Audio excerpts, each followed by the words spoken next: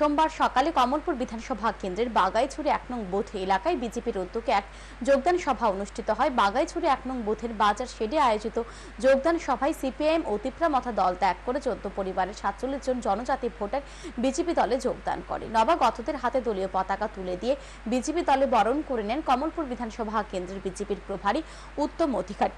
উপস্থিত ছিলেন দুর্গাচৌমুহনী পঞ্চায়েত সমিতির ভাইস চেয়ারম্যান তাপস পাল, কিষাণ মোর্চার মন্ডল সভাপতি পিন্টু শর্মা, জনজাতি মোর্চার সভাপতি সুবিনয় দেববর্মা, বুথ সভাপতি এলাই সিং দেববর্মা, জনজাতি মোর্চার নেতা উদয় দেববর্মা, বিলাসছড়া পঞ্চায়েতের উপপ্রধান জটিলা দেববর্মা সহ অন্যান্যরা যোগদান সভায় বক্তব্য রাখতে গিয়ে প্রভারী উত্তম অধিকারী বলেন, সিপিআইএম এবং তিপ্রামথা দল জনজাতিদের উন্নয়ন চায় না। বামফ্রন্ট সরকারের সময় জনজাতিদের উন্নয়নের কথা বলে পকেট ভারী করেছে সিপিআইএম নেতারা। অপরদিকে তিপ্রাল্যান্ডের কথা বলে জনজাতিদের বিভ্রান্ত করছে তিপ্রামথা।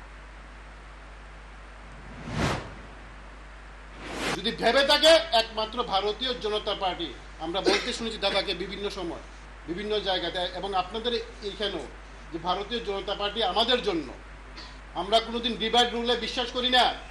আমরা ভারতীয়, আমরা ত্রিপুরাবাসী, আমরা সবাই ত্রিপুরাসা, একলা ত্রিপুরাসা দাদা না, আমরা যারা ত্রিপুরার জন্ম সবাই ত্রিপুরাসা।